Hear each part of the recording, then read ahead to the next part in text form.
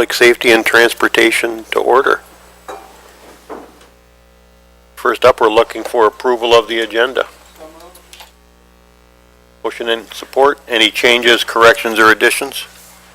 Hearing none, all those in favor signify by saying aye. Aye. Those opposed, the same. Motion carried.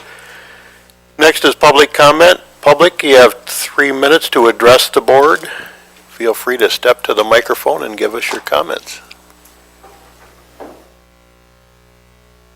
No public comment. Moving on to committee items. First up are the minutes of the December 10th, 2018 Agencies and Affairs meeting.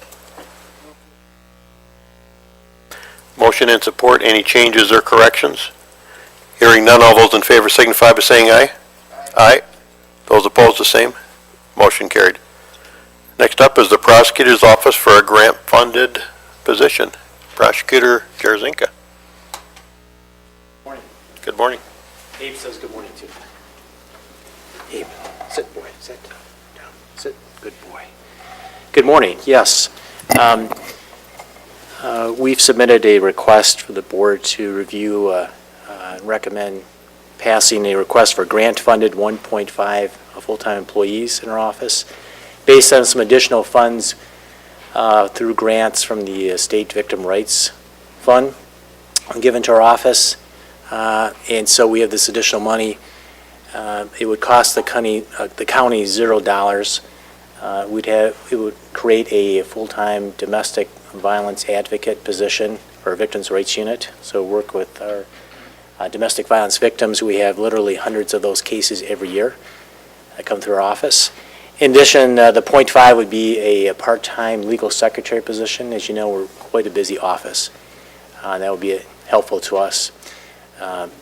Again, there'd be no expense to the county.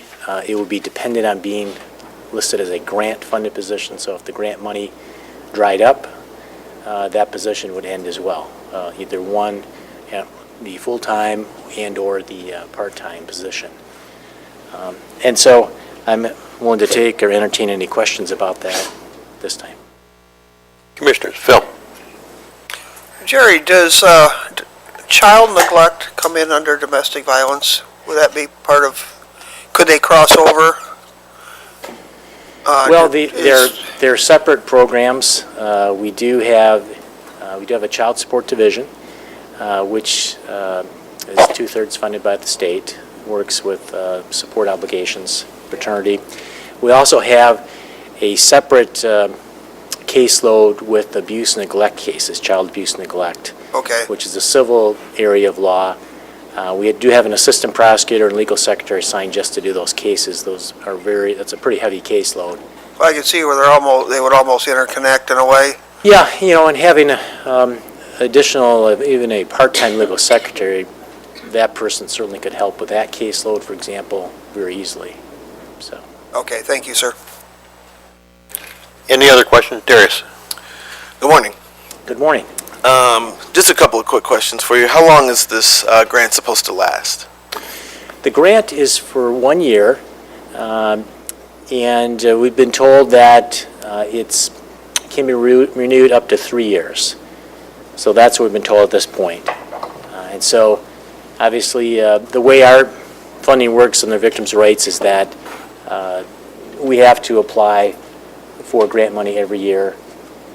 But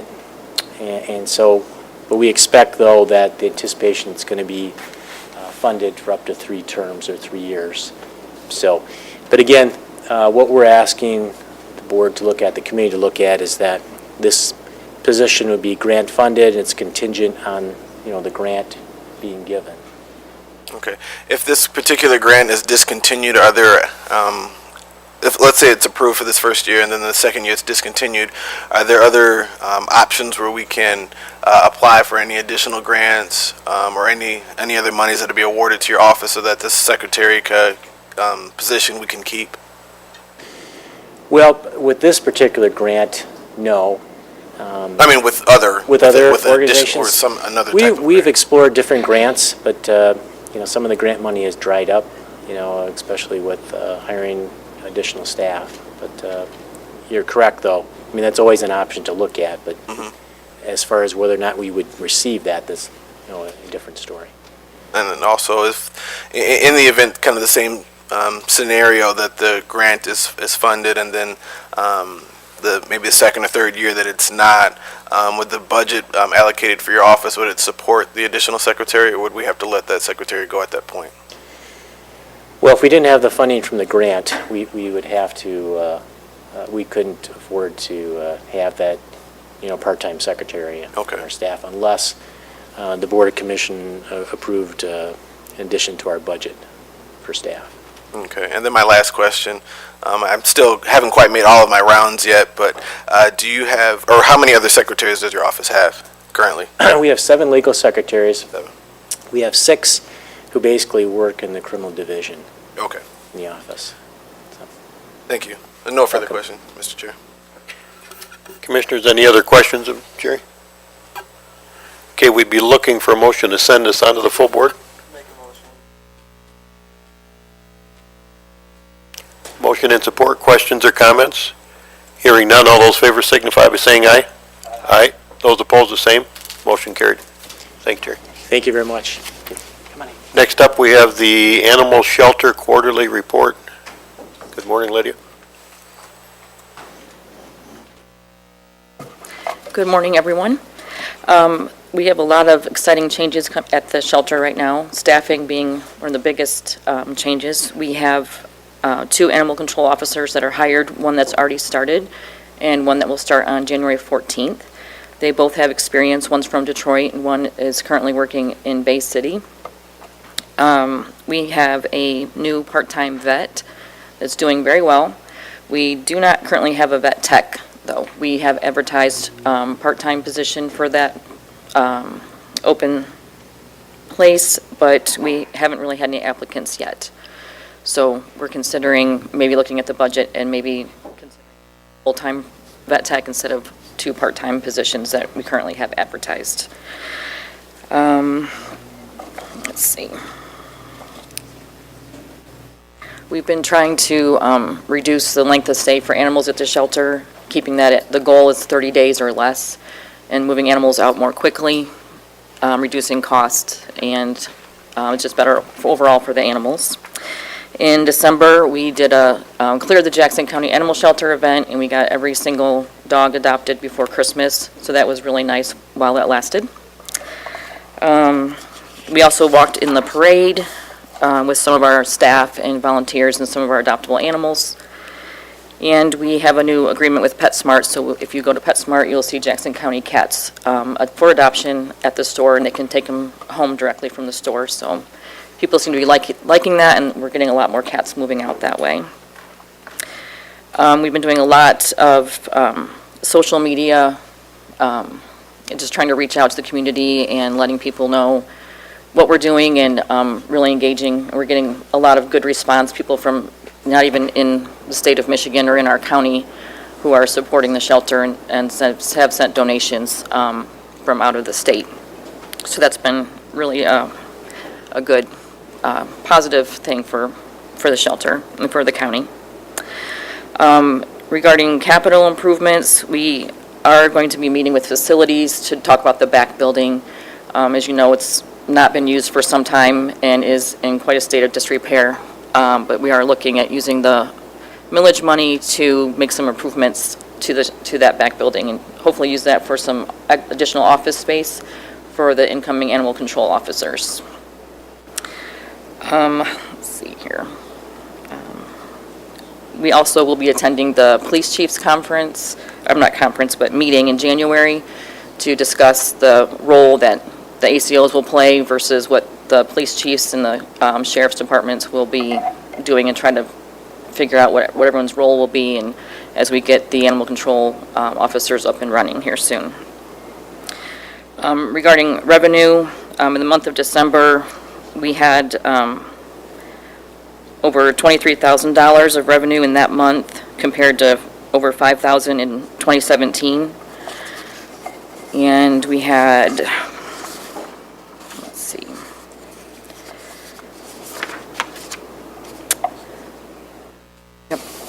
we had a total of 38,780 in the final quarter of revenue.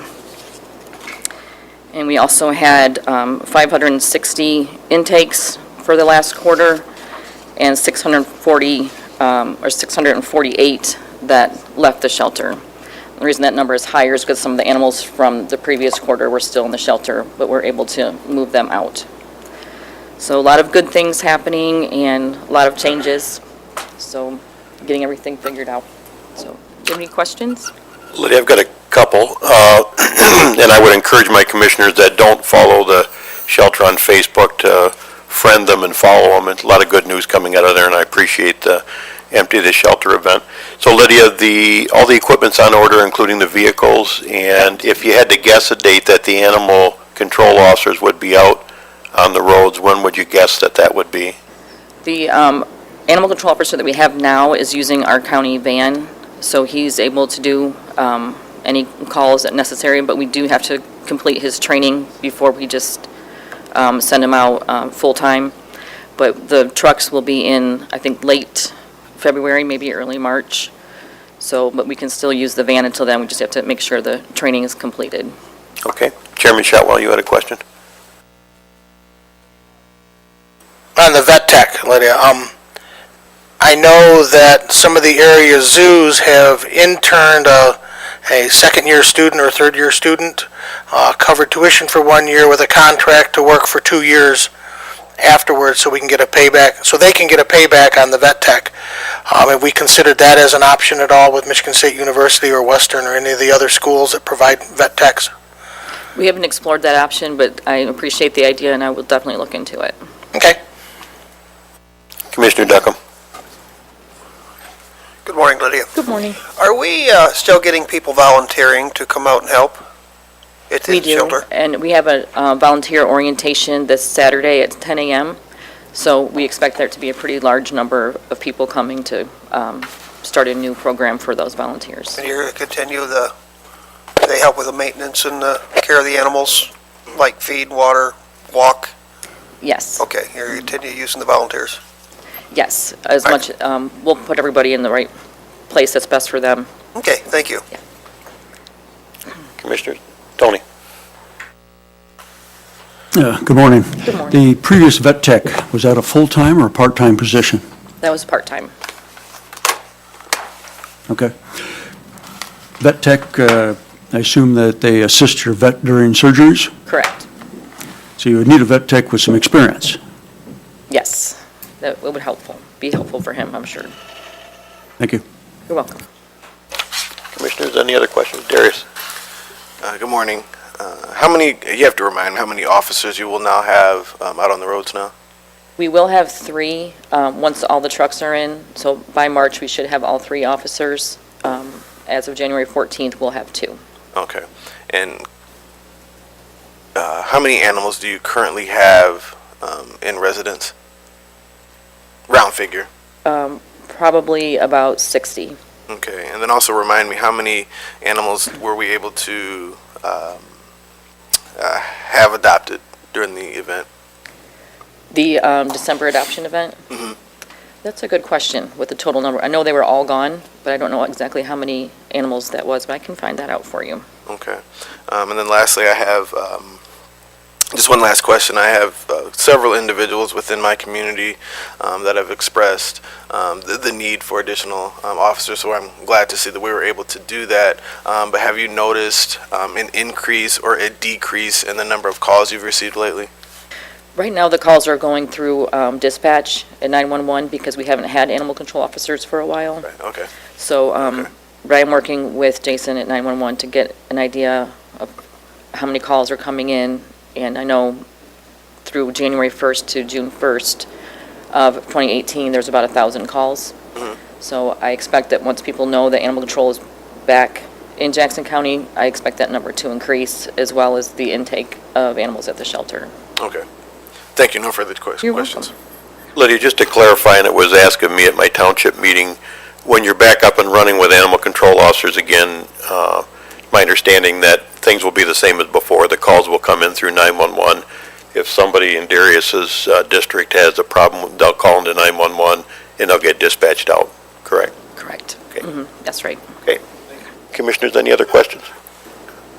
Thank you. You're welcome. Have a great day. Next up is the Region 2 Planning Commission Semi-Annual Report. Mr. Steve Duke. Good morning, everybody. You're new to this committee with a big, long report like this. I can either just get up here and say it's included in your agenda packet, or I can hit some highlights. So I thought I'd hit a few highlights. I'd like it to, thank you. Region 2 staffs the Jackson County Planning Commission. We've been doing this for a number of years. Over the past 6-month period, we had 10 rezoning cases that we made recommendations on. We had 9 text amendments to the zoning ordinances. We had 3 farmland and open space preservation program applications we reviewed, and the Planning Commission reviewed 1 master plan for Henrietta Township. We are also in the process of updating the Jackson County Master Plan that just got started. That will probably take about a year to do that. The last plan was done about 10 years ago. We are also in conversations with the Jackson County Parks Department. Prior to this time, we've had a joint master plan with the city and with the county. We are now going to be doing a master plan just for the county, and Grant is in discussions with them. The governor has a Regional Prosperity Initiative program. He started about 5 years ago. He awards about $250,000 to 10 regions throughout the state to promote economic development. Region 2, our 3-county area that we cover, is Jackson, Hillsdale, and Lenawee. For this Prosperity Initiative program, the governor expanded that and added Washtenaw, Livingston, and Monroe counties to our area. We just received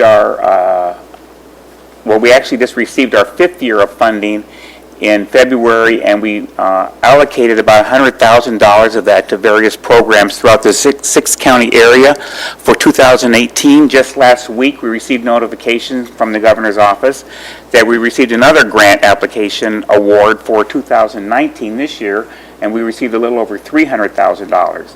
So again, in the next few months, we're going to be sending out RFPs and soliciting programs from throughout the 6-county region for other programs to fund for calendar year 2019. Mike Overton is a member of our management team on that committee, and we meet usually monthly or bi-monthly, either in person or on conference calls, to discuss the progress on those various applications that we funded.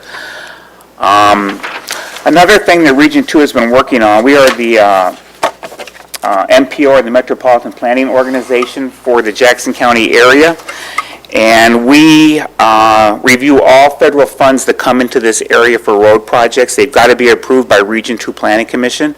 We have a number of committees that these projects go through before they come to Region 2 for final approval. One of the projects that we started working on back in the year 2000 was a modernization of I-94, and that eventually will widen I-94 from 6 to 8 lanes from M60 to Sargent Road. As many of you are aware, there's been quite a bit of progress out there over the last 10 years. We've widened a number of overpasses. We're in the process right now of rebuilding the Cooper Street interchange. That will be done by December 2019. That will be widened to accommodate 8 lanes of traffic underneath it.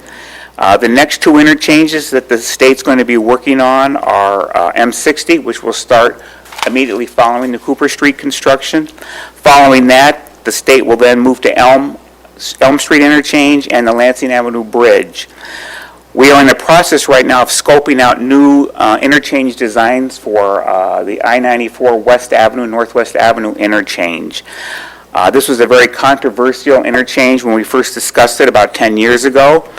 The final resolution was we decided to have a full cloverleaf constructed there. And the state now in the past 10 years has come up with some new designs they think will be less expensive and still do the traffic movement the way they wanted to follow through. So they've come up with 4 new design alternatives. Those were presented at Region 2 last month. They're very different design alternatives than you've seen before. There will be a public meeting in February to present these. If you guys would like to have MDOT come and give a presentation at one of your board meetings or study session, I can arrange that as well too. For your information, I've included a copy of the PowerPoint with your biannual report. and it explains the different alternatives that MDOT is looking at. We're hoping that money can be found and this project can start shortly after the Elm Street interchange is constructed. We've got a few more interchanges to construct when that is finished. We still got Airport Road and US 127 South. Those all have to be rebuilt before the highway can be widened. The non-motorized plan, Region 2 Planning Commission is working with the Greenway Collaborative. It's a consulting firm out of Ann Arbor. They were hired just in December to start a combined City of Jackson, Jackson County non-motorized plan. That will just get started this month. I've also included in your packet there a copy of the projects that we've selected for the years 2020 to 2023. Like I said, all projects with federal money, road projects or transit projects, have to come through Region 2 Planning Commission. So what's in your agenda packet is a proposed list of projects that we're going to fund with the federal funds that we have coming into the Jackson County area over that 2020 to 2023 time period. There are two lists. There's a rural list, which is for projects that are located outside the Jackson urbanized area. And then we have another list of projects that we fund within the City of Jackson and the 6 urbanized townships. Those are all included in your agenda packet. We'll be discussing these in more detail over the next couple months. So if you review that list and if you have any comments or questions, just get a hold of me and I'll be glad to answer those for you. Each year, the state gives us money to rate the pavement condition of the roads. We alternate the northern half of the county one year, then we do the southern half the other year. That was just completed in September, and those maps are being prepared right now. So if you'd like to know what the conditions are of the federal aid roads in any jurisdiction in Jackson County, we should have that information for you. And finally, for 30 years, we've been running the Jackson Traffic Safety Program, which is operated on a $5 surcharge on all traffic citations in Jackson County. That money would come to Region 2, and then we would allocate that out in different grants. We've done car seat programs. We've done the Safetyville program. We do extra enforcement activities. For the last few years, our revenue has declined steadily in terms of how much revenue is coming in from these traffic citations.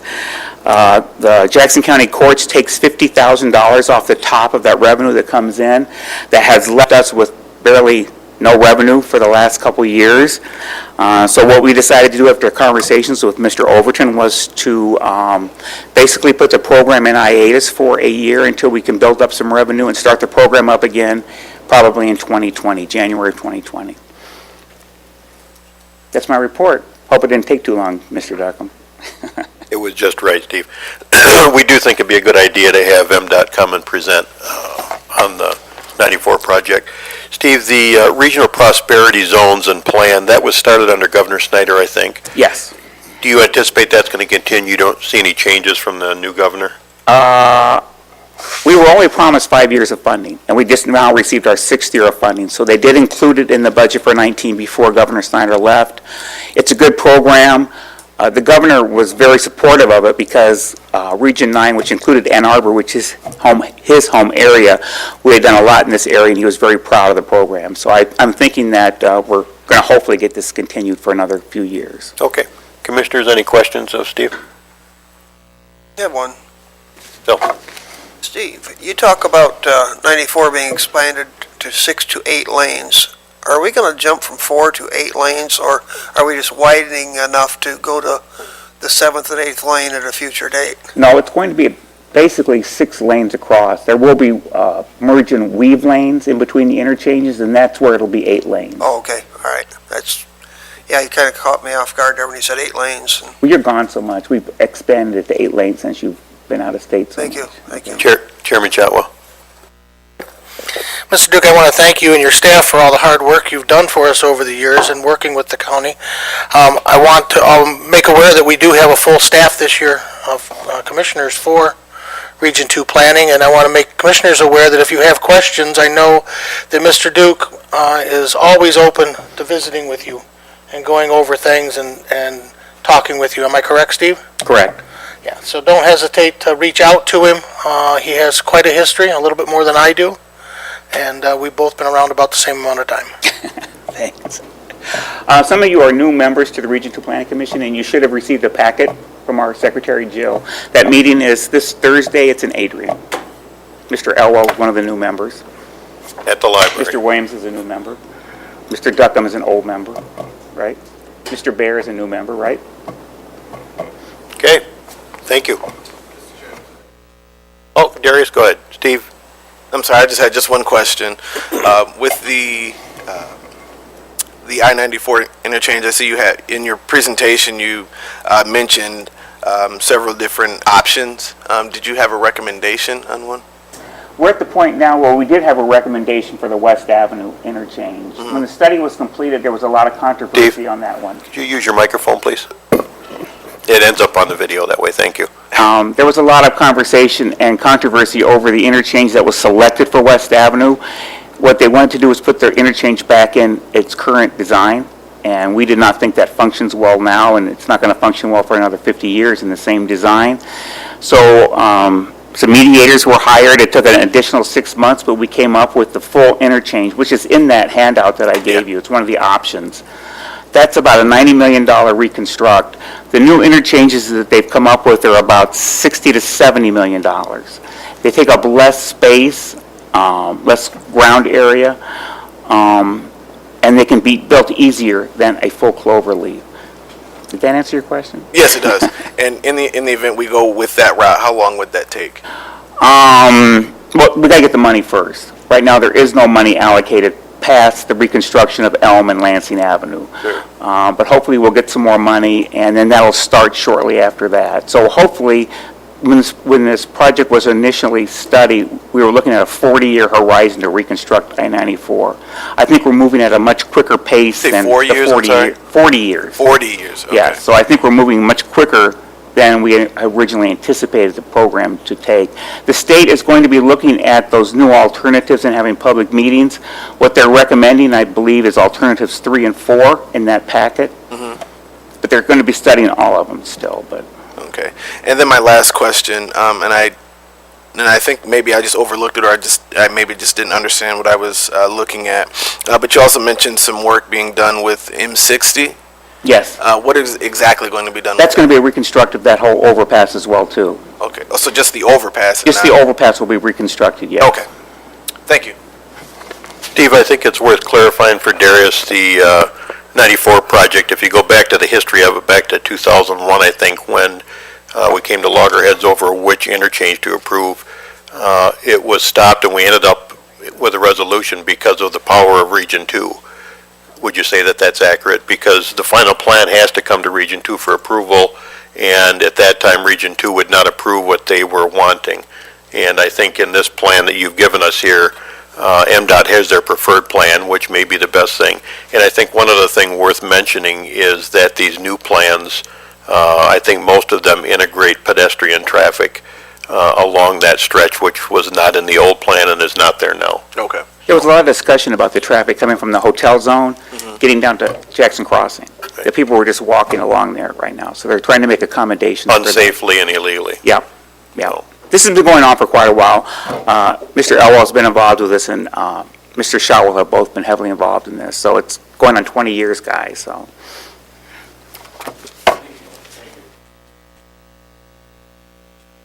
Okay, takes us to the faster part of the agenda, J.C. Dot.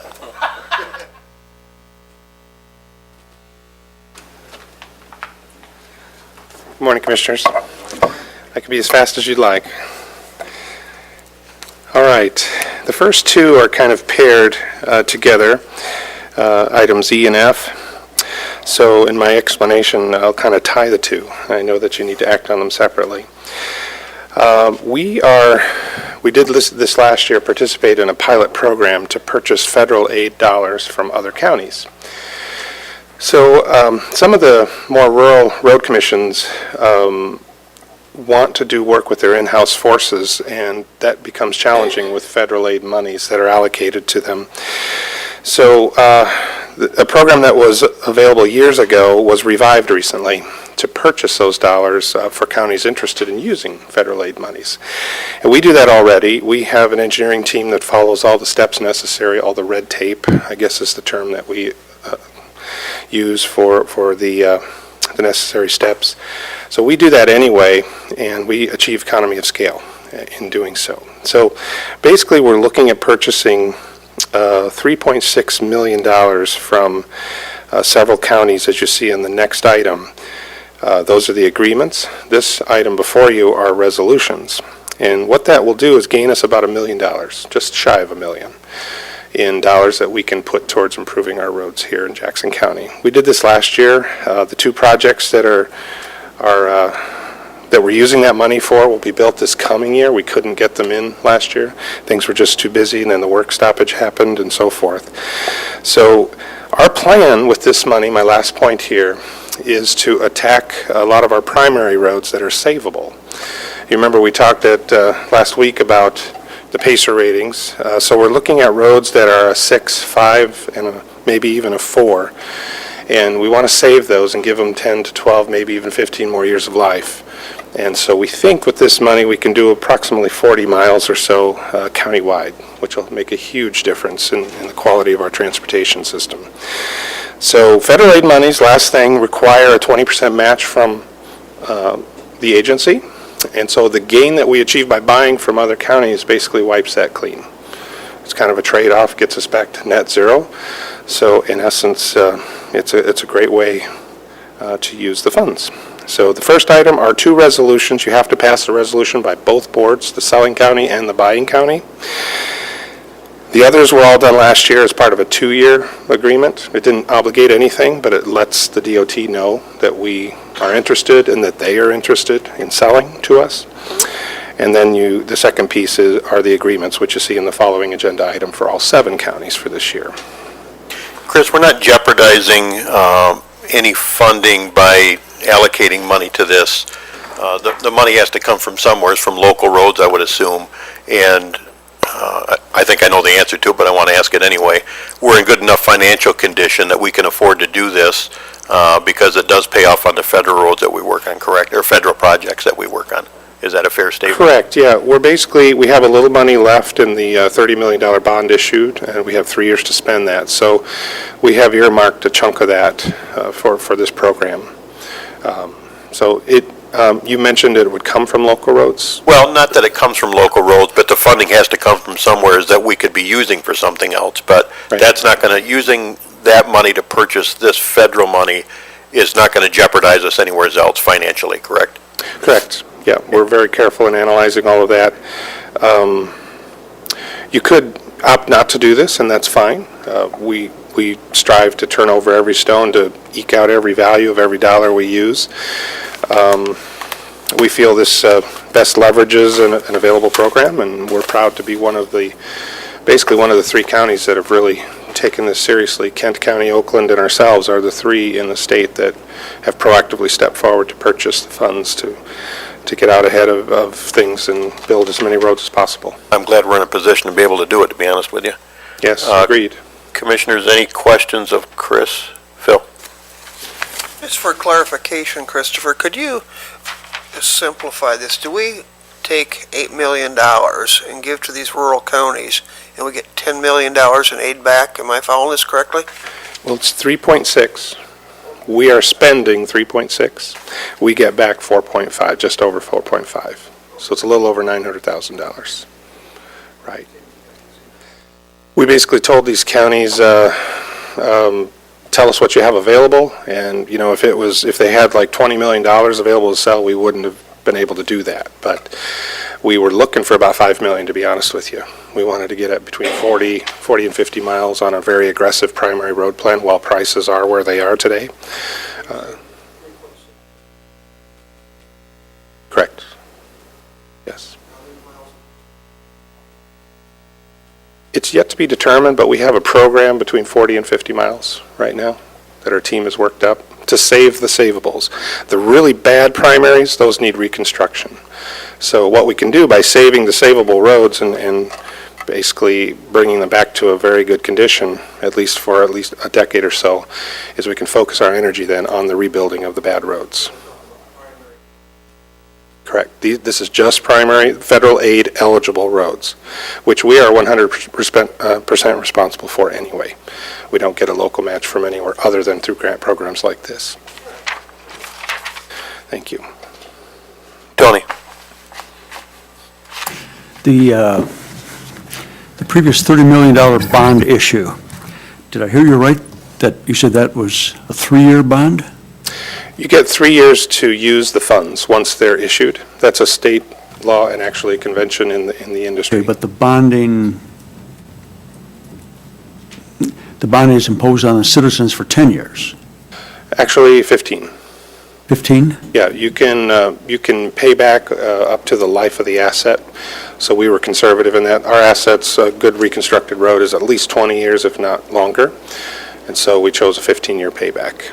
So you get 3 years to spend the money, though. You basically get the funds at the sale of the bond, but you have to spend it within 3 years. So we've been careful about, If the citizens are paying the money into the fund over 15 years, how do you get it in 3? But Chris, that's actually not accurate, correct? So we sell the bonds and we're required to make payments on it. Is that accurate? We're already making payments And we on it. make those payments on these year-to-year projects that we would normally do. And we also have to remember that all the funding that we get for the road department, other than these bonds, comes from gas tax dollars, not from property tax dollars. So it's not like there's a tax on the citizens to pay these bonds off. They're paying it off year to year with the projects that we do. Is that a Correct. fair assessment? Okay. yes. So our citizens pay at the pump, of course, but we also gain from I-94 traffic and all other gas sales throughout the state. That's all distributed. We are using those receipts to make bond payments. And there's a deeper discussion that I can review with you at any time about why we issued those bonds when we did. It was a very smart move, frankly, looking back, because we anticipated 7% construction inflation, but we're seeing now 15 to 20% just on asphalt. So the prices are climbing rapidly. So we did the right thing. It was very smart. And we borrowed at like 2%, 2% interest rate. Can interject one more thing. I think if you think strategically and long-term, if we continue to operate in this way, there's going to come a tipping point when we have rebuilt enough roads or have roads in good enough shape that the money that we continue to get on gas tax dollars will go further.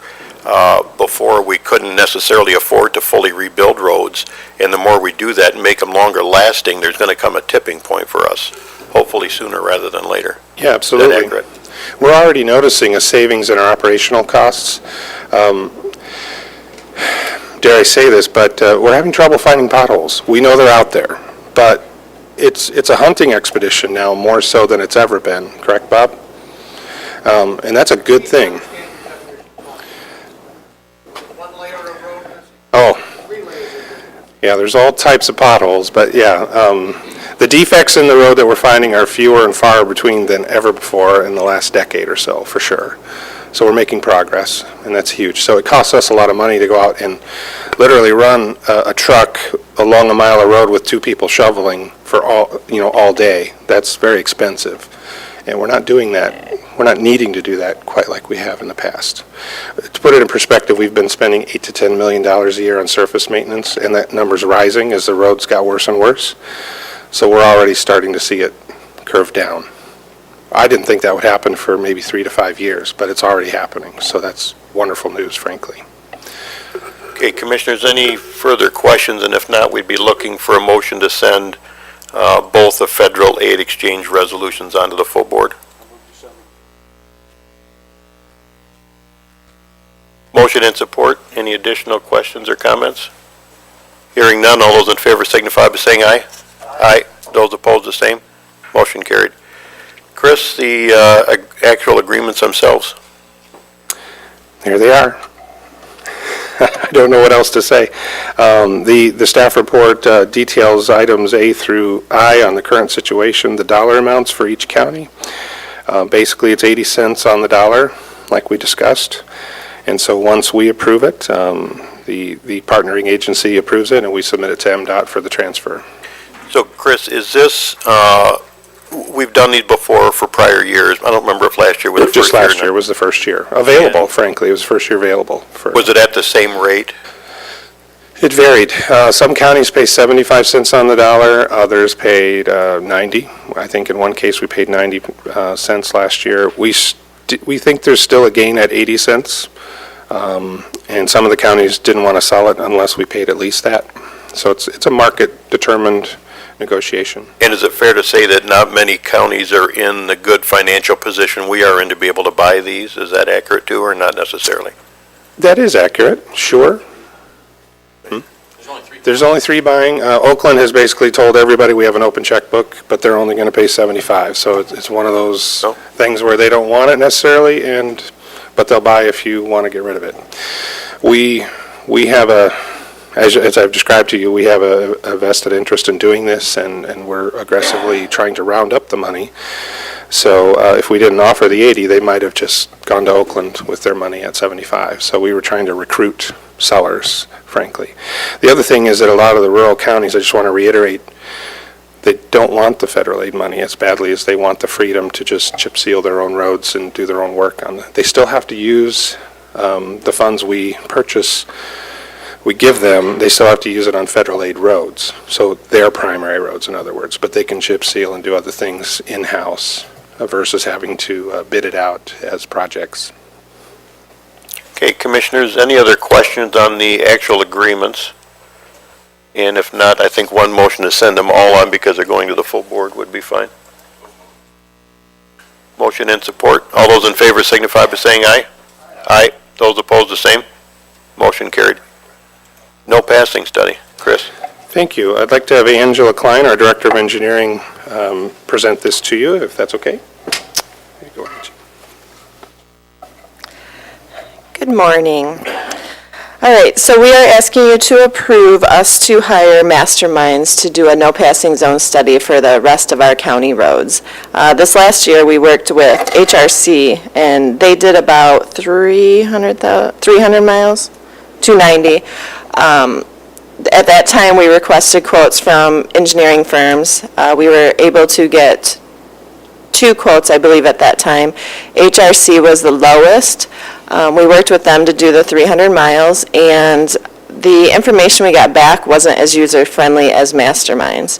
Masterminds had done it over 10 years ago, a couple times throughout the years, and the database that they have is created by them and very user-friendly. So we got quotes. Masterminds, because it was a bigger project, gave us a quote, and actually a very nice quote, almost half of what HRC would cost to do the additional 800. So we're asking you to approve that. They do it all over the U.S., out in California. It's basically a small firm that specializes in no passing zones. So they have the equipment. I think they have like 3 different crews, but it's going to be the owner that actually comes to Jackson County to do this work for us. He'll come and run it in about, I think he said it would take him about 3 weeks to run those 800 miles, and then he'd take it back and process it and get it into the database that we already currently are using at our agency.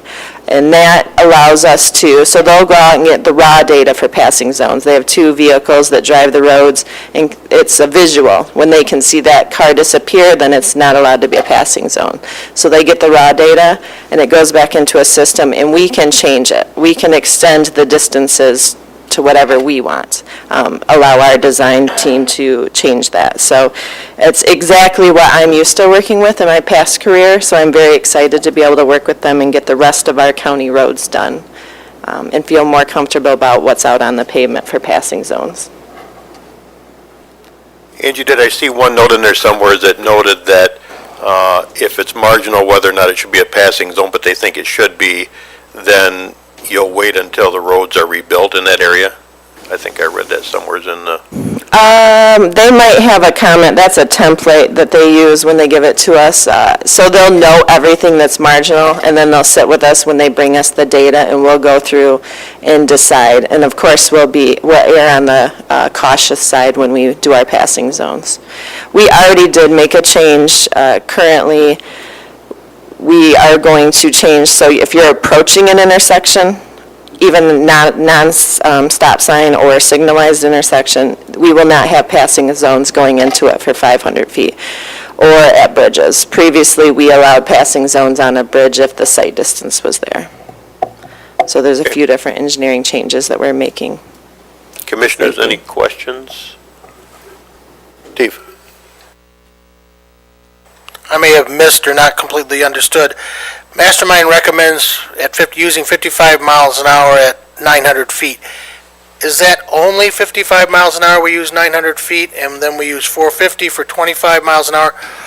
Or You you can. use 900 feet, period, no matter what the speed is? We chose to do 55 no matter what the speed is. Thank you. For safety. Okay, any additional questions? And if I'm accurate, I think we approved this here because of the dollar amount. Is that correct, Mike? 48,600. So we would need a motion then to approve authorizing the use of Mastermind Systems to conduct a no-passing zone study for approximately 810 miles of county, local, and primary roads at a cost of $48,600. Okay. Motion and support. All those in favor signify by saying aye. Aye. Those opposed, the same. Motion carried. Thank you. Thanks, Angie. Asphalt cement. Real quick, if I may, Did I hear Carl Rice here? Yeah. Real quick? I just wanted to close out Angie's item by just saying that's part of our new focus on safety and modernizing our road system. When we realized this hadn't been done for many years, it felt like the right thing to do. So we're happy to be, happy that you approved that. Thank you. Okay. So asphalt cement, AKA oil. So this is the discussion we had last week at study session. This is the purchase of oil for this coming season.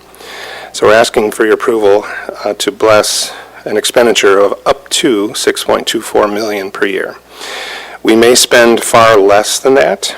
We generally use, as you see in the write-up, between 2.2 and 2.6% of the asphalt cement oil by mass when we recycle a road, which equates to between 100 to 180 tons per mile of roadway. So that's where the dollar amount gets pretty high, but we are pleased with the prices. We have conferred with others in the industry, including Lenawee County, our neighbor, and they're hopeful to get a price as good as ours when their bids come out in the next month. So at $4.90 per ton from the primary source that we hope to go to at Marathon, we're quite pleased with that. Okay, Commissioners, we saw this at study session. Any questions of Chris? And this does go to the full board. And if there are no questions, a motion's in order. Motion and support. All those in favor signify by saying aye. Aye. Those opposed, the same. Motion carried. Thank you. Chris, Portland Cement. Thank you very much. All right. Portland cement is the white cementatious powder that's used in concrete. We actually blend in 1% when we recycle a road. We sprinkle it ahead of the recycling machinery. And we use between 48 and 69 tons of Portland cement per mile of roadway. And that varies wildly depending on what we find in our laboratory testing as needed on a project. So we're asking for approval up to about $792,000. I guess exactly $792,000 is our estimate. And if we need more, we'll come back to the board, obviously, through the year, but we think that's conservative and should be adequate. Chris, maybe a silly question, but adding Portland cement to the mix does not impact if we were to come back and have to recycle the whole road again. That it's such a minimal amount, likely, correct? Correct. You need a certain amount of very fine powder, and the Portland cement is perfect for that, to help bind and give wet strength. Remember, I talked about in the freeze-thaw season between February and April, we want the road to be strong. Cement is one of the elements that makes that road strong even when it's got a soggy base underneath. So no, yes, you can re-recycle it in the future just fine. Okay, so this is for Portland Cement through St. Mary's Cement at a cost up to $792,000 per year, and it does go to the full board, if there's a motion. We got all kinds of motions in support. Rodney made the motion, and Derek has supported it, to send it out to the full board. All those in favor signify by saying aye. Aye. Those opposed, the same. Motion carried. Thank you. Chris, the asphalt oil supply chain management strategy. Thank you. This item is exactly what we discussed at the study session, although we have vetted and evaluated the bids that we received. They were due on Christmas Eve, and we spent the following week and a half talking with vendors, getting clarification on the bids. So you'll see the bid tabulation attached. Meeker was our early favored company at $548,000, but after talking with Genco, we realized that the features available and the schedule that they could accommodate were much more in our favor. Moreover, I have good news to report, a newsflash basically, that the installation of the tanks, which is included for both vendors, the price has dropped.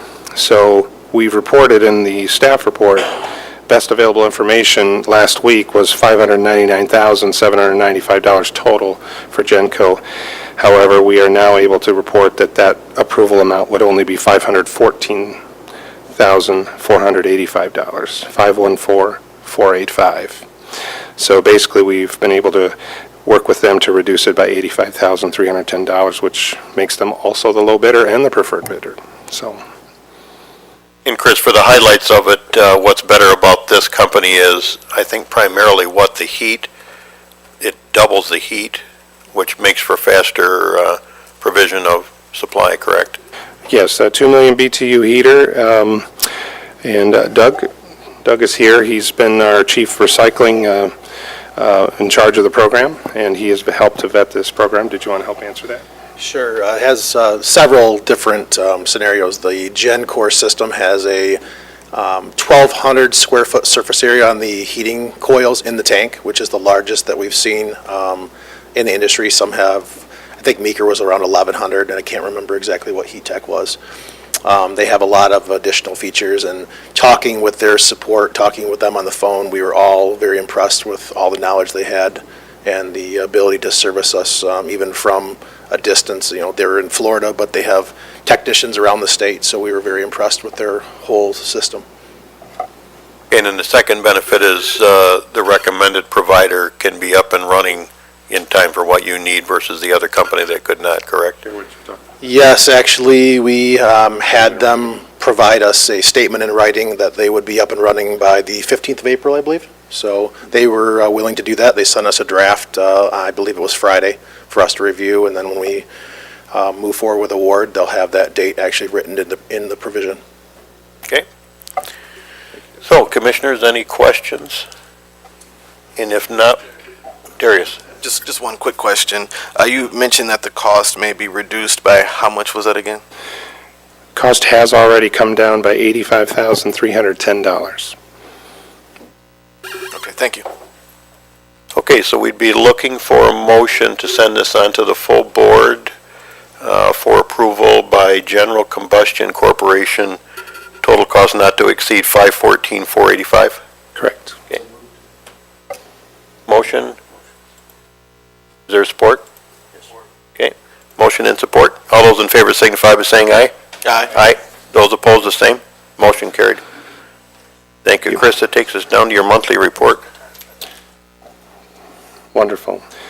And by the way, that approval, basically, in one fell swoop, the tanks will pay for themselves here in 2019, because we will save on the oil prices you saw, a total of about $700,000 to $900,000 just by being able to store ourselves. Well, Chris, more importantly, I think we'll probably have the product available when we need it and not have to wait for it, just as importantly. Absolutely. Just as important, yep, if not more, correct. Did you want me, Mr. Chairman, to go through the report, or assume everyone's ready? What were those two words you said earlier, real quick? Mr. Chairman? Yeah, Mr. Yeah, Chairman? if you could hit the highlights real quick, that'd be good. Okay. Hit the highlights. May I defer to Bob on operations? Is that okay? Oh, page one and just those two? Okay, now you've rattled me. All right. Summarize my summary. Most of all, I'm happy to report that the Python 5000 is out and about. Have you all seen it by chance, here and there? Happy to send you a video. Would you? We'd love to show you. Yeah, absolutely. Right. Find a pothole and we'll meet you there. The Elmer Fudd. Well, they have been able to hit the skin outs, we call them, those thin things, but basically they're hitting anything they find. What he does, our operators have is a list of the hot call-ins that we get, and so it's sort of like an ambulance doing triage running around. And then we make notes of anything else we find and try to hit it on the way. But we are hitting our target of 1 to 2 minutes per hole generally, which is great, and they can carry about 5 tons of mix in the hopper. It's staying hot. I will say there's some fine tuning. I spent some time on Friday with our operator, and it was very clear to me we need to fine tune the camera system so he can see better what he's doing. So if you ever see a hole and it wasn't quite patched, I noticed the way the sun was shining, but also his camera kept getting dirty. When he would blow the hole out and clean it, it would splatter up on the camera lens. So on the back of our plow trucks, we actually have a self-cleaning system for seeing the rear of the trucks on our new vehicles with the salt spreading. So we need something similar on the front of these. So I'll be meeting with Bob and one of our talented mechanics, hopefully today yet, to talk about getting a better camera system for it, which will make a huge difference. So the fine-tuning is yet to come, but we're real happy with the machine in general. A lot of tree trimming is happening with this mild weather. One of the myths out there is that we don't have much to do if it isn't snowing, and that is absolutely not true. We love that because we can get caught up, as you see in the photo, on contracts and purchasing. We're using both vendors, and we're doing our own tree trimming with our own crews as well, so we can kind of double up efforts. State crews also using mild weather to get caught up on guardrail repairs. Whenever there's an accident, guardrails are damaged, we do that work, and we get paid for it from MDOT. For those of us that are new to these discussions, our state trunk line contract is very important to us because when we do work for the DOT, we get paid back both for our people and for our equipment that's used. And that's pretty much an overview. I would like to introduce one person, if I may. The floor is yours. Yes. Oh, you want me to say this? Okay. Moon Lake Road Bridge starts today, if you hadn't seen the press release yet. We're very happy about that. So that'll be done in June.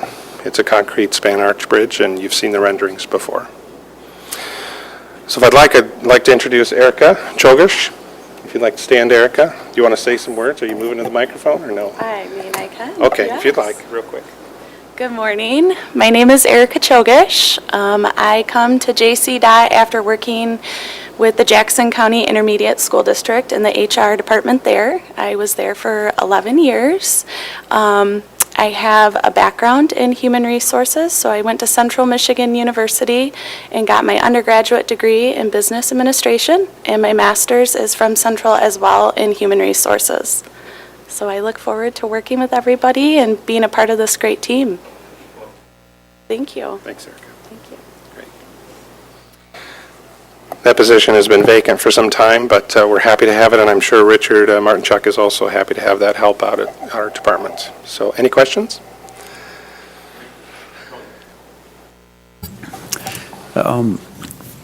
Last couple of years, a lot of reconstruction on Michigan Avenue through town, out west further. Everything looks really nice, except for one block. The one block west of Blackstone is the only area along that stretch that still has a bunch of deteriorated asphalt and potholes and rough surfaces. Tony, you're talking about Blackstone in the city? Yes, that's what I was... That would not be us. That would not be us. Going to ask, whose responsibility is that? It's not ours? No, Okay. it's not, but we can make a phone call for you. So the quality of the work, or it's, Major part of the area looks like it's never had any work. okay. Our project on Michigan Avenue further west of town has more work to do in the spring. It has an overlay yet to put on, just so you know. Okay, But that was my curiosity, who's responsible for that one Yeah. block? for the city, and we can give you a phone number It's currently, if you'd like. sure. Or It's call currently them the ourselves. weak point in that entire length of road. Great, Okay, any other questions, commissioners? Hearing none? thank you. Thank you.